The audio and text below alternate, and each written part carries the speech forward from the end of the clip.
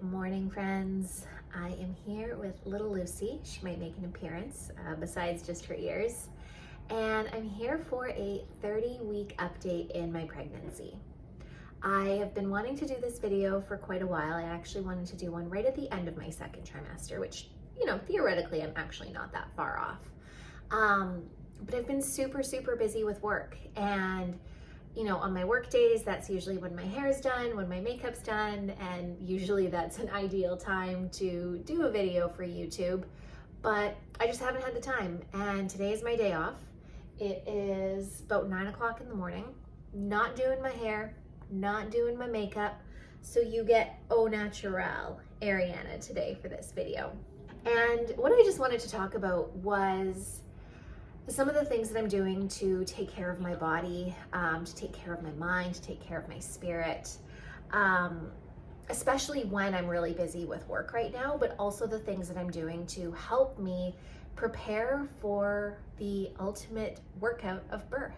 And as I mentioned before in my second trimester update video, this is really for me to be able to look back at and be like, wow, that's a thing that I did.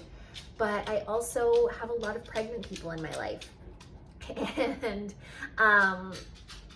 I've loved looking on YouTube and seeing what people are doing and how they're navigating pregnancy. And I highly doubt that this video is going to show up on any YouTube searches, but my hope is that if somebody in my life watches this video, besides my mom, that they might be able to pick up one or two things that is helpful for them in their pregnancy journey. So let's start with this from a physical standpoint, because that's kind of like the, sorry, Lucy just fell off the back of the couch. You might notice from my last pregnancy video that my setup is a little bit different here. Usually I like to sit on the couch, and my couch was like over at the wall there, and it was really great from a lighting perspective. But my partner and I, we live in a 600 square foot apartment, and we have Lucy, who's not a tiny little lap dog, and we also have a cat, and we have a baby on the way. So we have rearranged our apartment, and we're just trying to find ways to maximize our space so that 3 humans and 2 animals can live in an apartment together. So I guess that's the first thing from the physical standpoint of preparing for the baby coming, is our physical space, our physical environment. And when I found out I got pregnant, just before, my partner and I were actually looking at properties kind of way outside the city. We want to start a commune. We were thinking about doing the tiny house thing. And once I found out I was pregnant, I didn't want to move super far away. I didn't really want to be isolated with a baby, away from family, away from friends, away from that support. But I didn't think that we could live in a 600 square foot apartment with a baby. We have a 1-bedroom apartment. So we were going back and forth. I was looking at potentially selling our condo. What can we get for a townhouse or something a little bit bigger here on the North Shore? Could we rent something? And it just really didn't seem feasible. I can sell my 600 square foot box and maybe get a other 600 square foot box with 2 smaller bedrooms. We could rent something that was almost $3,000 a month for a 2-bedroom, or we could go live in someone's dingy basement suite. And I love my condo. This is our condo that we purchased. It's a beautiful condo. It's small, but it was brand new when we moved in. And I didn't want to go from my nice, lovely space that I love to living in someone's basement suite, to be perfectly honest. So one of my former clients actually shared a blog with me called 600 Square Feet and a Baby. And this was the best blog for me to find. There were a lot of tips in there that weren't super relevant to our living situation and what we wanted to do. But it made me realize that it's possible to do this. There were stories of families of 4 living in 700 square feet.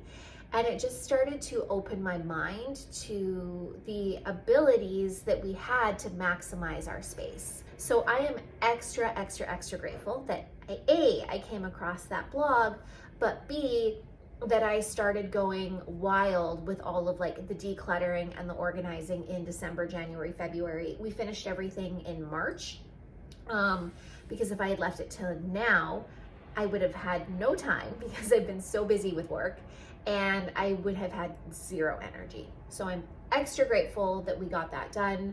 Our plan is that we will sell our condo at some point. We are still going to go buy some land, but we're looking at doing that when baby's, you know, a little bit older, maybe a year and a half, 2 years. But we're also just going to let it be really intuitive. And when we feel that it's time to go, we're going to go. And so part of that process has been just getting our apartment ready to sell, getting the fresh coat of paint in, fixing up the little things that have needed to be fixed and stuff like that, just so that once it's time to sell, we don't have to do those things with the baby. So that's the first thing on the physical front, was getting our physical space ready. In terms of my physical body, there's actually quite a bit that I've been doing, and some of it has been very intentional about prepping my body for labor, for making sure that I'm keeping baby nice and healthy. But a lot of it has really just been honing in on my habits that I've cultivated over the years. You know, I've lived a very healthy and active lifestyle for a long time, and I didn't want to let that go just because I got pregnant. So I have been loving food.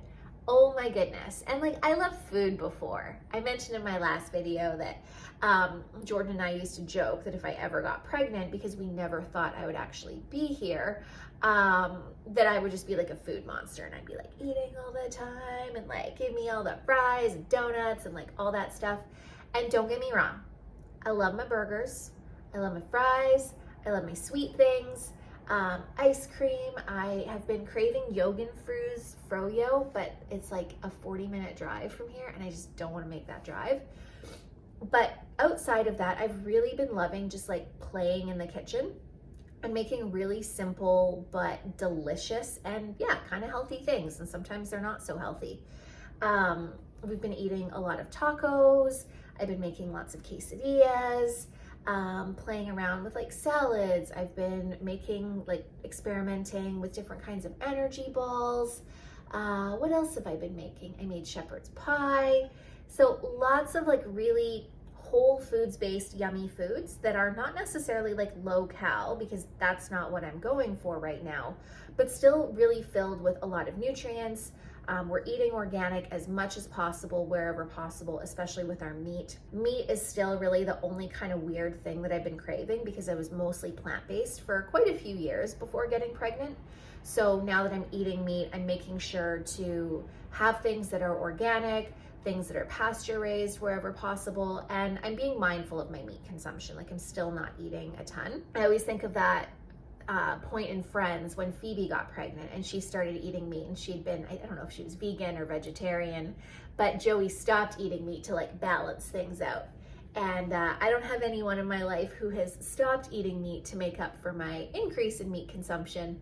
So I really am just being mindful and like having little bits. You know, when I get a burger, I eat half of it and then I eat the other half like the day later, because I also can't eat a lot.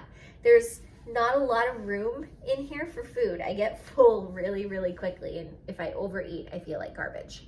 Eating a lot, I have zero idea how many calories I'm eating. I'm not counting any of that stuff. I basically just eat when I'm hungry, and I eat until I'm not hungry anymore, and then I eat when I'm hungry again, like 15, 20 minutes later. But yeah, that all feels really good. In my second trimester update, I had talked about like being quite averse to vegetables. I'm not finding that so much anymore. Broccoli, for whatever reason, still just seems gross as fuck, so I want nothing to do with broccoli. But we made risotto last week, and we put some asparagus in it, and that was absolutely delicious. I'm having a big smoothie with lots of greens, or a big salad every day. So it kind of feels like on the food aversion front, like that has started to, or it's not started to go away, it has gone away, which has been great. Other things I've been doing in terms of a consumption front, what is there? I've been drinking red raspberry leaf tea. This has been throughout most of my pregnancy, not the first trimester, because I just read kind of like some mixed things on there. But I drank it through most of my second trimester, and it's been almost daily in the last bit of my second trimester and into third trimester. And red raspberry leaf tea is a really great uterine tonic. So it's really, really great for strengthening and toning the uterus. And I don't know, I'm a personal trainer. When I hear strengthen and tone, I'm like, okay, cool, that's probably a good thing. So I've just been drinking it and it doesn't taste terrible. I don't mind it. So that's been in my daily rotation. Potentially TMI, but the constipation that I had experienced in first trimester started to come back again. And what I will say is that constipation is a very normal thing during pregnancy. It's not something that we talk about a lot because we don't talk about poop a lot, but I looked it up and it is super, super normal, super common. And what really helped me in the first trimester was we got a squatty potty, and that was like a lifesaver. If you don't know what a squatty potty is, it's basically like a little thing that sits around the base of your toilet. You pop up your feet and it just positions your body in an easier way for the things to eliminate from your body. So that was really helpful. What I learned in that process, which was so cool, and like, even though being constipated sucks, it was like, oh wow, there's actually a reason for this. So what I learned is that your body is slowing down the process of digestion, like the muscles of like your intestines and your bowels and everything kind of relaxes. And it's so that your body has more time to pull the nutrients from the food in your intestinal tract. Like, what? Like, my body knows to keep food in me for a longer period of time so it can take more of the nutrients and feed them to my baby. Our bodies are wild. Absolutely fascinating. So yeah, it sucked, but it was super cool to learn that. I feel like that's probably still a factor here in third trimester, but your body also releases a hormone called relaxin, and it just relaxes everything, which is great because it makes it easier for your hips to open, for the baby to come through, but can also relax some of the smooth muscles, including your intestines and your bowels. So I've been talking about being constipated for quite a few minutes now. And what I have been doing to remedy that, and it seems like it's been helping, in addition to using the squatty potty and just like not rushing myself, is every morning I am drinking what I call a noon tail. I used to have this when I was training for triathlons because it was really good for helping my body relax. And what I'm helping is that it's helping my body with the hydration and with the relaxation of my bowels, which I realize like sounds a little bit contradictory to what I just said because the relaxin is already relaxing things, but I'm finding it's just kind of like softening myself so that things can move through. So what I do is in the morning, I take a teaspoon of magnesium. I use the Magnacalm stuff, and it's great too because it can help with like restless legs. My legs get a little bit twitchy at night. I've been feeling a little bit more tight just from things loosening, and then my muscles are tightening around the joints. So I find the magnesium is really beneficial. I throw in some collagen just because I'm looking to keep my protein as high as possible. And then I throw in a tablet of Noon hydration. And Noon contains electrolytes, potassium, sodium, absolutely love them. I've been using Noon for years. I don't know how long. It was such a big part of my training when I was doing triathlons and things like that. So I add that into my little morning elixir. I'll sit and drink a shitload of lemon water while I'm waiting for the water to boil for my magnesium. And then I'll sit and drink my magnesium. And all of this like really brings a new meaning to the word slow morning. Because, you know, I love my slow mornings. I love like drinking my cacao and sitting and journaling and meditating and doing all this stuff. And I still do that most days, not all the time. Actually, I wouldn't even say most days, probably like 3 to 4 times a week I'm doing that now. But like this process of making my little noon tail, drinking my lemon water, it all takes me like 50 minutes. I timed it this morning. It was 50 minutes from the time that I woke up to when I actually sat down to drink my cacao. And that's like just 15 minutes of like sitting and drinking water, and not constantly, obviously, but yeah, and finding that that's a thing for sure, is that it's like taking me longer to wake up. So I kind of just sit and stare off into space while I drink my lemon water and have my noon tail. On a workout front, I have been trying to stay as active as possible. Like I said, I've been working a lot lately. I've been quite tired, and so I'm not forcing my body to do things when I'm really exhausted. I'm really just trying to have grace. And the reason why I'm staying so active during my pregnancy is just because it helps me feel good. And if I'm really tired and I'm really exhausted, a workout's not going to make me feel good, so I'm not going to do it. So what I've been aiming for is minimum of 5,000 steps a day. That's like my minimum, and that's a really good target for me to hit on my busy days, because between a morning walk with Lucy, a quick little afternoon walk with her, and then like a little walk in the evening with Jordan, that's easy for me to get those 5,000 steps. On days like today, where I have the day off, I'm gonna take Lucy for a little hike. We'll probably go out for a couple other walks. So on my more active days, I'm hitting like 8,000 steps. I did an 8K hike last weekend, which got me 14,000 steps, which felt really good. So the walking is like my top priority. And then outside of that, I'm aiming for 2 to 3 strength workouts a week, as well as 1 workout on my Peloton bike, doing a spin workout. It's super interesting doing the spin workouts, and you know, I'm doing like beginner rides, and I'm seeing my power, so the watts, which is the amount of power that you're producing on the bike. And for someone who used to be very ego driven when it came to workouts, seeing those numbers that I'm now producing compared to what I was making when I was training for triathlons is slightly hilarious. And is also just a really great reminder to not compare myself to where I was before. My body is doing its own kind of workout right now. We're training for our own race, our own big event, and it doesn't necessarily want to do what it did for a triathlon. So yeah, with strength training workouts, I'll do like heavier weight training. I don't have anything super heavy because I'm just working out in my apartment. Sorry, Lucy's going nuts over in the corner. Luce, calm down. I don't have anything super heavy. Like the heaviest I'm working with is a set of 20-pound dumbbells for deadlifts and stuff like that. But I'll do that like once a week, and then I'll do something that's more like bar inspired or Pilates inspired.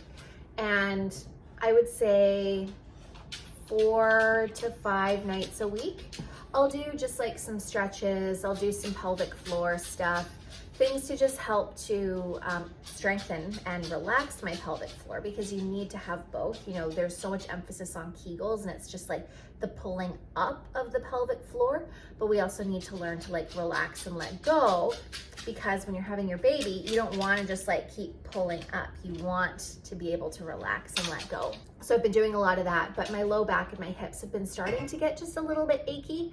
And I have a few stretches and a few exercises that I do that really seems to take that pressure off, and I feel so much better after I do them.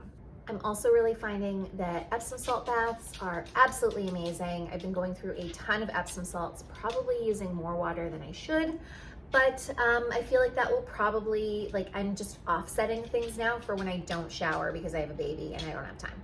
So yeah, the baths are feeling really good. I don't think I've ever spent as much time in the bath as I have since I got pregnant.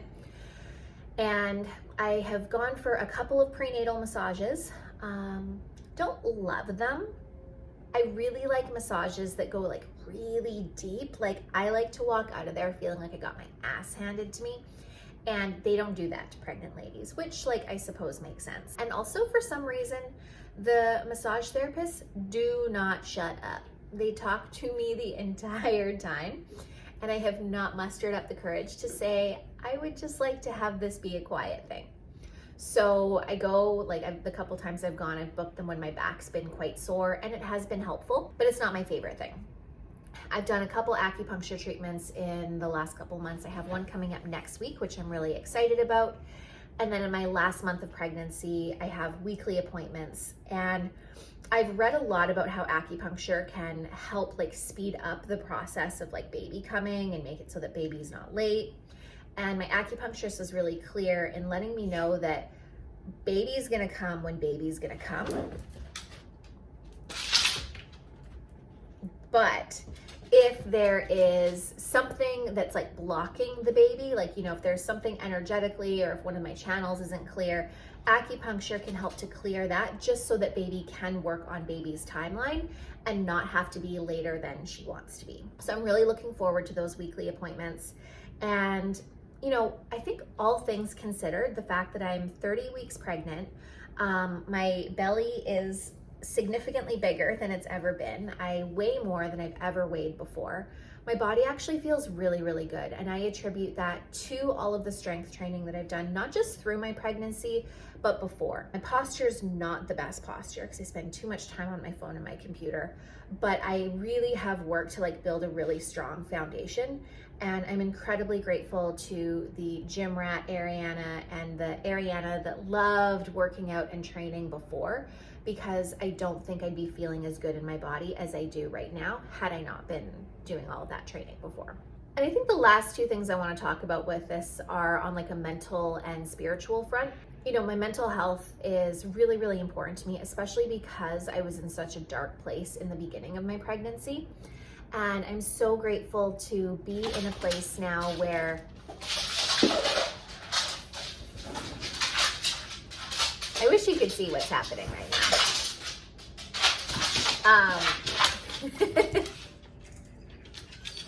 As I was saying, I'm really grateful to be in a place where I actually enjoy my pregnancy. You know, I'm excited.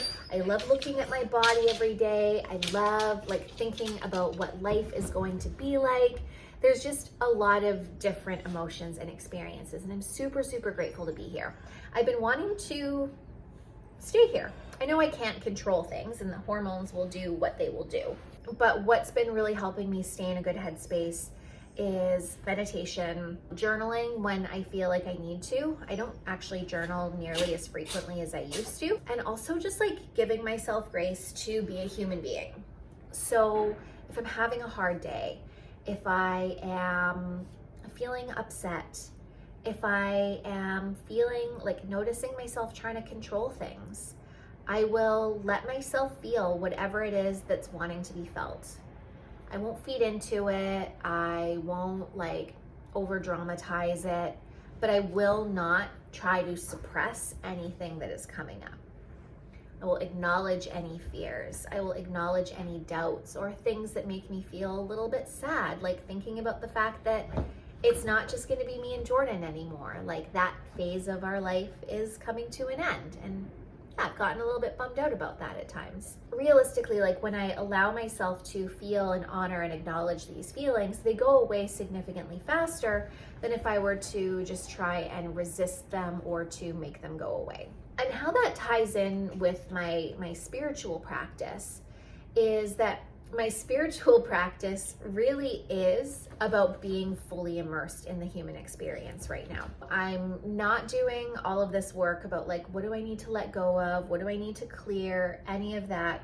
I've done so much of that over the last few years.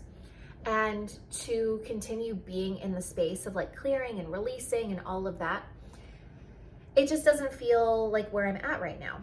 And so as maybe paradoxical as it seems, like my spiritual practice has really involved a very little amount of what would typically be labeled as spirituality.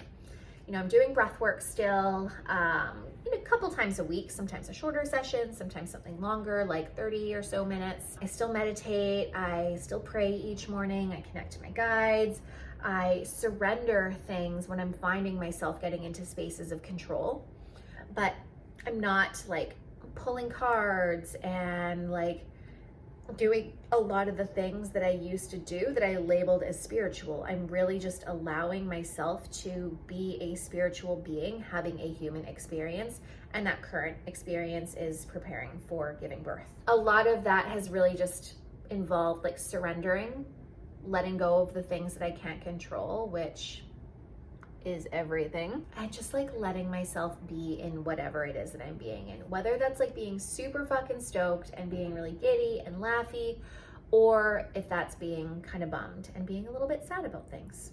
All of those things are okay. There's space for it all. I think that's all I want to say. There's other things coming up, but they don't feel that important. Is anything really important? We could go down like a whole little existential thing here, but that feels really good. That feels good. So, you know, if you watch this whole thing, wow, thank you. If you watched it and you are pregnant, I hope there was something in here that was of benefit to you. And I hope to myself that when I come back and watch this, that I can feel really proud of the things that I did to make my baby's transition into earthdom a little bit easier, regardless of how things go, because I don't know if any of this is like quote unquote working. I don't know if any of this is going to make the process of labor easier, but that has been my intention. I hope that I can just look back and be really compassionate with myself and be really proud of myself for how I took care of myself and little growing baby throughout pregnancy. All right, my friends, like I said, if you watch this thing in its entirety, thank you. Thank you for your time and your energy. And I will see you in the next video, which will likely not be about pregnancy.